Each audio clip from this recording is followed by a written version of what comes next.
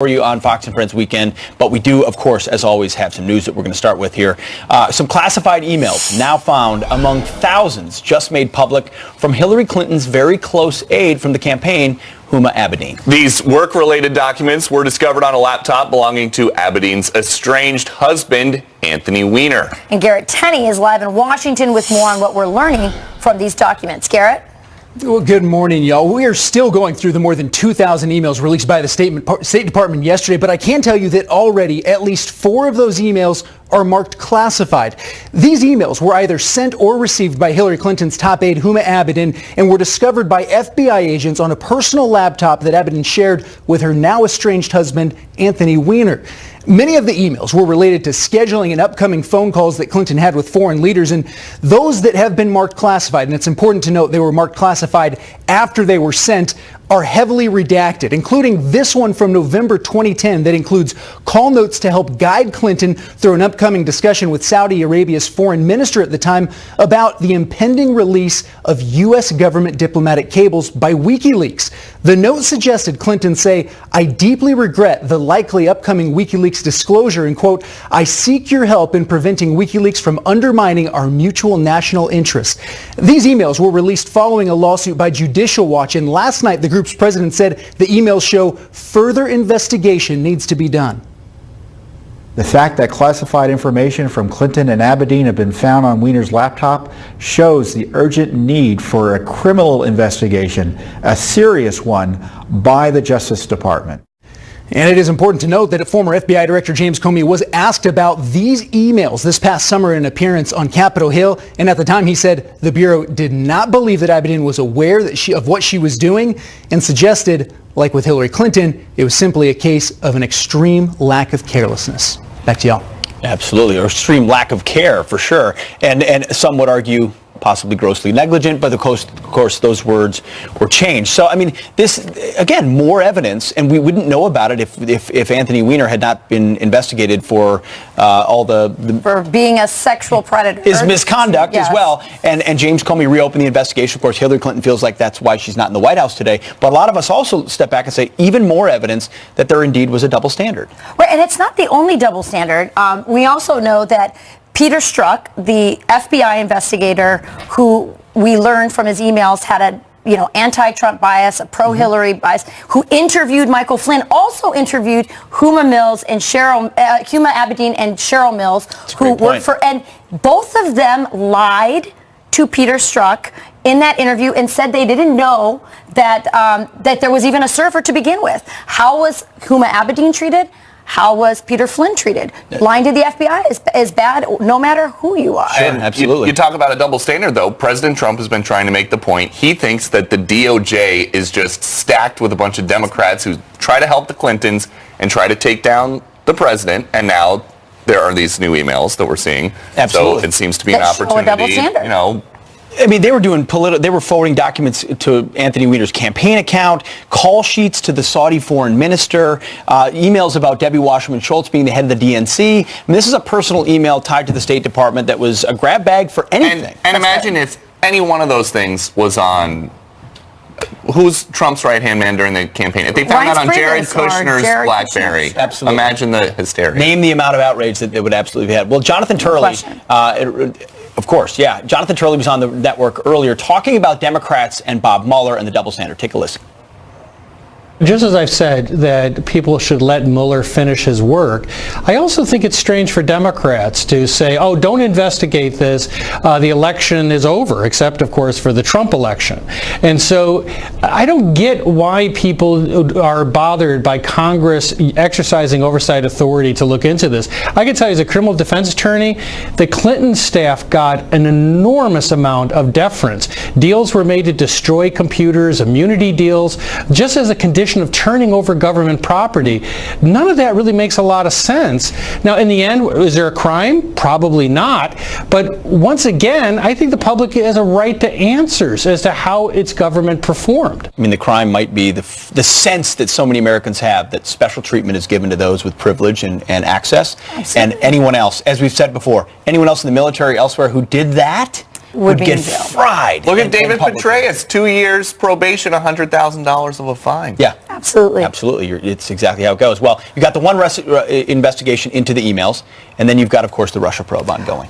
That's right. And I think Matthew Gatz, who is a representative out of Florida, says, hey, maybe it's time that we wrap this up, that we move on from this investigation, because we're seeing that there's so much bias and there is no there on the part of Trump in terms of the investigation into collusion with Russia. That's right. Here's what he has to say.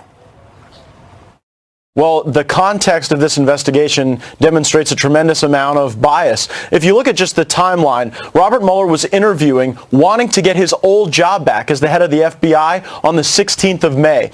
Rod Rosenstein then walked him out of that interview, and within 24 hours, Rosenstein appoints Mueller to go and investigate the president. Mueller then populates his team with people who dislike the president. Over half of them gave money to Barack Obama, Hillary Clinton, or both. And the number 2 person in this investigation, Mr. Weissman, actually attended Hillary Clinton's non-victory party. So there are a lot of things that evidence bias to me, but what's most important about President Trump's interview, these are the actions of an innocent man. He goes on the record, on a recording, to say, no collusion, ask your questions. I think the president demonstrated his innocence, and it's time to wrap this up so it doesn't become a real dampening feature on the great 2018 we can have in this country. And you wonder how badly they really want to wrap up the Mueller probe and then possibly have to restart with a second special counsel into the Russia probe. But so how much of this really is these Republicans on the Hill want to take control? They have their own investigations. Sure. If the special counsel goes away, then more people will be paying attention to what they're doing at their hearings. That's a good point. It also means the Democrats have completely lost their narrative, which they've run on since resisting on Election Day, that this is not a legitimate presidency, that it was a collusion with the Russians. If the investigation wraps up, that all goes away. So 2 competing investigations with a lot at stake, and we'll be following that. But a lot of that feels like, in some ways, the rearview mirror, even if it's significant. Yeah. What President Trump has been tweeting about and talking about recently is the future. He tweeted this yesterday, talking about potential deals and the wall and what might be coming next. He tweeted, the Democrats have been told and fully understand that there can be no DACA without the desperately needed wall at the southern border and an end to horrible chain migration and ridiculous lottery system of immigration, etc. We must protect our country at all costs. So, Rachel, there's a lot of questions about what will Capitol Hill do with this. The Democrats are obsessed with DACA and getting a deal there. The president's standing firm, it looks like. And they want DACA with nothing attached to it. And look, I think President Trump is exactly where the American people are. He's saying, I want to help. Because if you poll Americans, they say they want something to be done with DACA, with the DACA kids or adults. They're really much older than that. Yep. But they don't want this to happen again.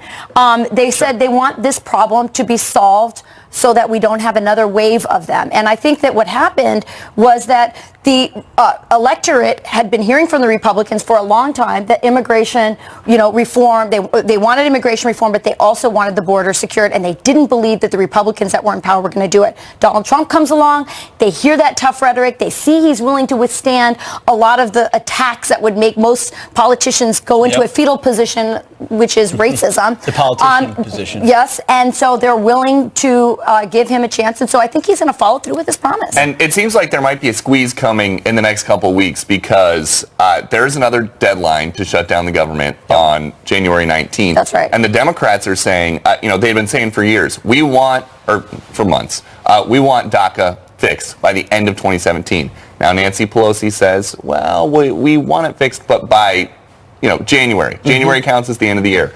And they can now use this as leverage. Republicans will say, please help us keep the government open. And the Democrats will say, how about a clean DACA fix first? And the left-wing activists are ticked off because they said Pelosi told them it would be done by the end of the year. But they don't have any levers of power, ultimately. That's right. The president does. This will be Although, remember, only 1 vote majority in the Senate now, and Jeff Flake is somebody who says that there has to be a DACA fix. Absolutely. It'll be very, very interesting to see. There's a big meeting on Wednesday we'll bring to you in the show as well that could determine the future of all of this as legislation moves forward. But we've got some headlines. All right, turning now to your headlines. An officer is shot and wounded in an ambush attack overnight. Los Angeles police say a female cop was conducting traffic stops when multiple rounds were fired in her direction. She was rushed to the hospital after suffering a gunshot wound to the thigh. She is in stable condition. A 28-year-old suspect was arrested at the scene, but authorities say there may be other suspects at large. Now, horrifying scenes are unfolding in the middle of the workday. Employees fleeing from gunfire at a prominent California law firm where police say an attorney shot and killed a colleague, injuring another before killing himself. The shooter was reportedly just fired from the firm. And in Houston, investigators believe a former auto shop worker killed the two ex-co-workers before turning the gun on himself. It's unclear what led to either shooting. The U.S. sending a warning to Iran as thousands in the country protest the government. President Trump tweeting his support for protesters as the Iranian regime cracks down on some of them. He writes, quote, many reports of peaceful protests by Iranian citizens fed up with the regime's corruption and its squandering of the nation's wealth to fund terrorism abroad. Iranian government should respect their people's rights, including the right to express themselves. The world is watching. And those are your headlines. Some big developments. A lot of criticism of the Obama administration for not taking advantage of similar unrest. We'll see what happens. The Green Revolution, that's right. Well, Christians under siege by ISIS around the world. At least 10 dead in the terror group's latest attack outside a church in Egypt. How do we stop the carnage? Plus, she was supposed to be testing drugs from criminals, but now thousands of convictions could be thrown out because this lab worker got high on the evidence. Wow. Welcome back. Well, ISIS ramping up its attacks on Christians around the world. At least 10 people were killed when gunmen opened fire outside a Coptic Christian church in Egypt. The latest in a string of similar attacks carried out by ISIS and their affiliates. Joining us now is former CIA station chief who served in Moscow, Iraq, and Pakistan, Daniel Hoffman. Welcome. Good morning. Good morning. Good morning, Daniel. So, first of all, talk about this particular attack. We know Christians have been under siege in the Middle East and in Egypt recently. Tell us about this development. ISIS has taken responsibility. Right. I think Egypt in many ways is a microcosm for what we're seeing throughout the Middle East and in South Asia. The Coptic Christians have been targeted by ISIS, particularly over the past couple of years, with significant attacks. ISIS is at war with the government of Egypt in the Sinai and on the border of Egypt and in Libya. And ISIS wants to strike back at what they consider a soft target. They want to try to spark some ethno-sectarian violence. And they also want to try to demonstrate that the government of Egypt and their president, Abdel Fattah al-Sisi, is not capable of protecting his population. But is this a harbinger of what could happen here in the United States? I mean, we've seen threats of attacks on Christian markets, on churches. Is that something we should be worried about this season right now? Well, we should be very, very, I'd say, alert to that possibility. We know that ISIS has mounted a propaganda effort trying to incite their followers to launch attacks during the Christmas season, whereas in the past we tracked al-Qaeda through their finances and communications because they required some command and control over individuals they were trying to direct to mount attacks. In this day and age, ISIS is trying to inspire their followers, and they're definitely trying to inspire them to launch attacks against Christians. Daniel, recently we had heard good news about the amount of territory taken back from ISIS in Iraq and Syria. Their caliphate largely dismantled. The brand is unfortunately not gone. What is the status of ISIS, and then particularly how it pertains to their targeting of Christians as well? Well, you know, first of all, ISIS has done a tremendous amount of damage in what was their former so-called caliphate in Iraq and in Syria. I served in Iraq, and Iraq is a place with lots of extraordinary Christian history. There are no more Christians left in Iraq's second largest city of Mosul. Mm-hmm. So a significant amount of damage has been done. Christians have been killed or have fled the region.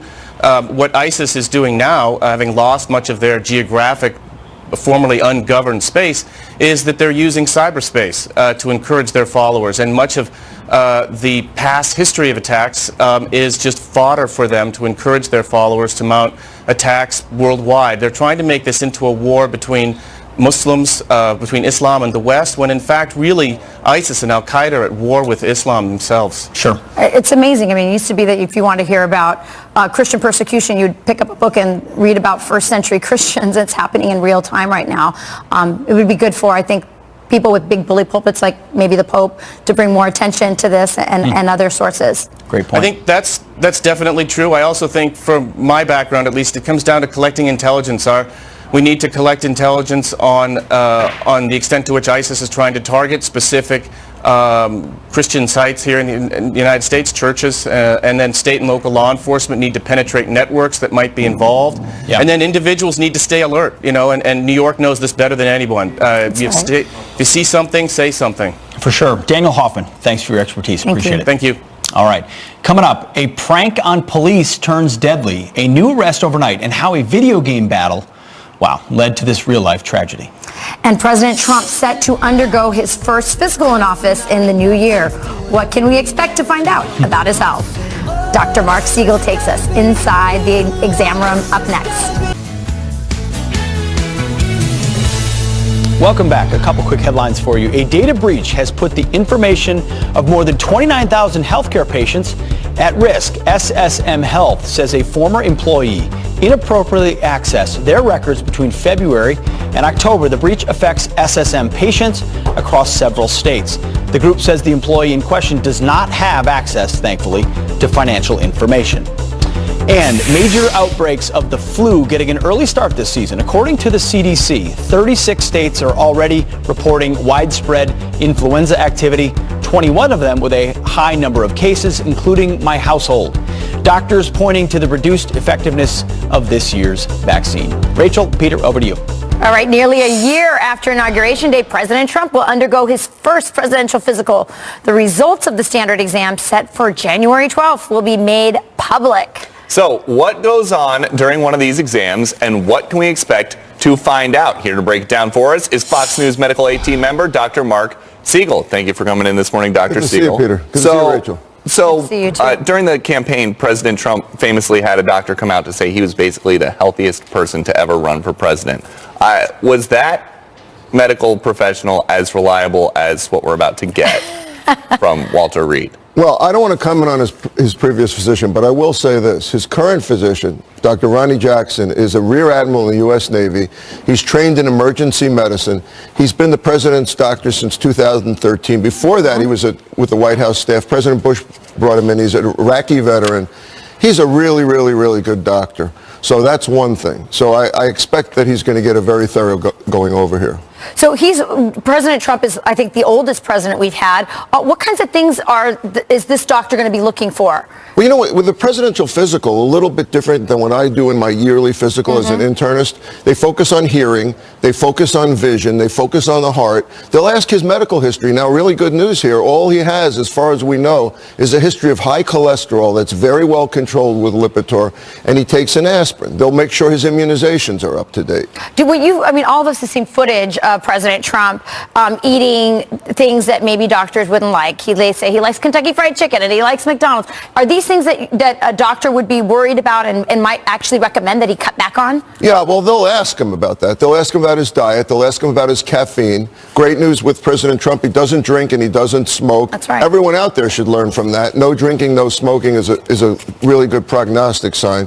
They're going to do vital signs on him. We know from previous exams his blood pressure has been under control. What is his weight now, as you said? What is his weight? How can he bring it down? What is his height? They'll examine his belly. They'll do a thorough cardiac going over, lungs, neurological exam, again, hearing and eye exam. The basic examinations, laboratory testing they'll check his cholesterol, they'll check his prostate, PSA, they'll examine his prostate, they'll do an electrocardiogram. Past presidents have had stress tests done. Will President Trump undergo a cardiac stress test is a question. They have done that. They did it with President Bush and with President Obama as well. There have been many clips over the last couple months where President Trump it seemed like he had maybe a dry mouth or he had a sniffle, and everybody on Twitter is suddenly a MD. Is this kind of examination would you expect, quiet a lot of the people who look at him and guess what maybe ailing him? I certainly hope so, and I think that's one of the reasons he's having it now. Yeah, you can't diagnose somebody with a dry mouth over the internet, never having had a medical degree. I really find that irritating.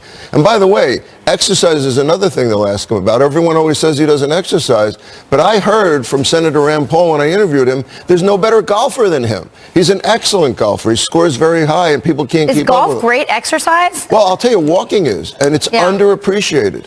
Walking is one of our best cardiovascular exercises. I mean, I also like the bike, but walking is good. I saw him in an interview once say that he raises his hands up and down during rallies, and that was his exercise, which I thought was pretty comical.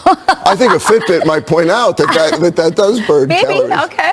But Dr. Mark Siegel, thank you very much. Very thorough going over he's going to have, and hopefully it'll quiet people that are making all this speculation. And we'll have you back after we get the results. Great to see you. All right, thank you very much. Coming up next, after Doug Jones' unlikely win in Alabama, Democrats are eyeing more upsets in 2018, but can they actually pull them off? We will analyze. And it's one of the best days of the year. It's National Bacon Day, and we are celebrating the only way we know how, with bacon on everything. Doctor, what do you think about that?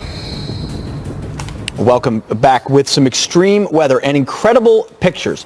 Parts of Niagara Falls freezing over. And in some parts of the country, temperatures as low as 34 below zero with dangerous wind chills of 89 below. Oh my God. Thanks, global warming. Even the Great Lakes are feeling the effects. Lake Erie near Buffalo and much of the shoreline rock solid with ice. Look at that. Incredible. Our own Rick Reichmuth is on top of all of it and what it means. Rick, good to see you. About 13% of the lake's frozen over is all. That means that we still have plenty of fuel for lake effect snow. Don't worry, there will be plenty more coming on. I tell you what, the cold is certainly in place. We have more snow that's coming on. Right here, you see the snow that's moving across parts of the Ohio Valley and across areas towards D.C. and eventually up throughout parts of New York throughout the day today. That means behind that, the colder air moves on in once again. Take a look at this. Temperatures for tomorrow, -9 as a high in Fargo. 18 degrees here in New York City. So the cold solidly in place, obviously solidly in place for New Year's Eve, unfortunately, guys, where temps are going to be around 10 to 11 degrees. Actual air temperature feels below zero for the big ball drop on New Year's Eve. Want to go? Nope. No, thank you. Warm, cozy couch with a fire sounds way better. Exactly. That sounds good. Love it, Rick. Thanks a lot. Appreciate it. Turning now to your headlines, a U.S. Army soldier home for the holidays is among the 12 people dead in a New York City apartment fire that also killed 4 children. Emmanuel Mensa's dad, emotional, as he says his son died a hero trying to save others from the inferno. Well, I think he was trying to do his best. FDN officials say the fire was caused by a young child playing with a stovetop burner. Police making an arrest after a prank leads to the killing of an unarmed man. Wichita police say they were swatted before an officer shot and killed 28-year-old Andrew Finch. The suspect was arrested in Los Angeles. Police say he lured cops into going to a phony hostage situation at Finch's house in Kansas. An officer there shooting and killing him when he reached towards his waistband. Online reports suggest the prank caller had an argument over a video game with another person not related to Finch. The officer is now on paid leave. More than 8,000 drug convictions likely to be tossed because a lab worker was high on what she was supposed to be testing. Prosecutors are trying to have cases tied to Sonia Farek dropped after she admitted to stealing drugs from the Massachusetts lab for 8 years. She spent 18 months in prison. This after 21,000 convictions were also dropped in the state after another chemist, Annie Dukin, admitted to faking tests. John Jr. is teaching his daughter a lesson on Slurpees. Don't drink too fast. The president's son posting this adorable picture of him and his 3-year-old daughter, Chloe, indulging in her very first Slurpee. Don saying he may have unleashed a monster while teaching her a valuable lesson on how your brain freezes. And those are your headlines. Rachel, thank you. I have one word for you. Bacon. The word alone makes all of us hungry. And lucky for us, today is National Bacon Day, so we are celebrating the only way we know how, with bacon on everything. That's right. Everywhere. Bar Bacon restaurant owner and chef Peter Sherman believes in serving bacon with a side of bacon. He is here with recipes for the savory and versatile treat. Yeah, I mean, we're here every year at this time because of this day, obviously. Today, I brought something a little bit interesting. We did Kentucky Fried Bacon. Which is currently in. I made a little nuggets for you. Maybe McDonald's has the monopoly on the nugget name, so maybe we'll call it a doubloon. What makes a Kentucky Fried? So we confit bacon and then bread it and fry it. I've got a little bacon blue cheese ranch that we can dip it in. In front of us, we've got some barbecue burnt ends. Dip your bacon in your bacon blue cheese. Yeah, bacon on bacon on bacon. It's healthy. Is this a pork belly? Yeah, pork belly. I mean, wait, bacon is pork belly, right? In general? In general, in the United States, I mean, it's the loin in Canada and the shoulder in Europe. Yeah, but this doesn't taste like the kind of bacon you put in a frying pan. It's this like is thick cut bacon. Thicker. It is. So I mean, this would be the slab that we would then confit and make really tender, and then bread, and then fry off. So what else do we have here? Some signature stuff. So I did a bacon and bourbon cornbread, which is unbelievable. Wow. Some bacon burnt ends. I did a chipotle bacon taco. Same kind of concept, flavoring it with different varieties. I mean, bacon comes in an unbelievable amount of varieties. I mean, all over. I mean, if you're in Louisiana, you'll get Cajun. If you're up in, Vermont, you'll get, your maples and whatnot. Are all these recipes online for our viewers? Not currently. Let's get them online. No, but you have a restaurant here in New York. Yeah, I Bar do. Bacon. Bar Bacon. And basically everything on the menu is bacon. But it's not just like a bacon restaurant. No, I mean, we didn't want to do it for the sake of bacon for the sake of bacon. I mean, we really wanted to put forward bacon as sort of an artisanal product, something that's as good of a product that you could possibly find, and something that the United States does really well as opposed to every other country. But what is it? When did bacon become so cool? Because in the last couple of years, it's everywhere, but it's been around forever. In chocolate and everything. I don't know when bacon wasn't cool. That's right. More important question. I mean, you're talking about one of the oldest products. You know what I think? I think it's when people started saying it was low carb. People want to go low carb. Then suddenly, I think bacon and some of these other things that seem like forbidden foods became suddenly allowable. I can tell you that despite all of the healthy trends that have gone in, the one constant that everyone's had in their refrigerator has been bacon. I mean, it's everybody's substitute for a diet. I mean, I'm Jewish and I own a bacon bar, so you can understand. It's easy to buy, easy to make. You can't screw it up. Amazing. That's right. Do you like it crispier? Like, what's your perfect regular strip of bacon? Well, I like it thick, because I like to try it. I prefer it a little bit under, but I mean, really can't get it crispy if you cut it as thick as I usually cut it. I mean, you're not getting this crispy. No. I like thin and almost burnt. It varies. I kind of like that. You like bacon bits, basically. Yeah. I tell you, we do a bacon flight of 4 different varieties at the restaurant. So people get to sit there and sort of make their tasting notes around bacon. Alcohol. So again, we infuse a bunch of alcohol with bacon. So there's a vodka infused bacon in our Bloody Marys. We've got a bourbon infused or a bacon infused bourbon for an old fashioned. One tip for viewers who are waking up, they got a regular thing of bacon in their fridge this morning, National Bacon Day. What's something they can do to spice it up a little bit? You can coat it in sugar. Brown sugar. And then put it in the oven, and you can candy it, and that is your garnish for all your desserts. And it just takes us to that other level. All right, well, we're going to take a break so that Pete can have a sip of that. Chef Peter Sherman, thank you very much. Bar Bacon in Hell's Kitchen. Very cool. Thanks, More guys. ahead, though. New trouble for Huma Abedin. Overnight, a batch of classified emails found on the laptop that she shared with her estranged husband, Anthony Weiner. Judicial Watch President Tom Fitton sued to get those emails. He is going to join us to react next hour. Plus. And I got to read. Plus, I'm distracted. After Doug Jones' unlikely win in Alabama, Democrats are eyeing more upsets in 2018. But can they actually pull them off? Scott Rasmussen breaks down the races to watch.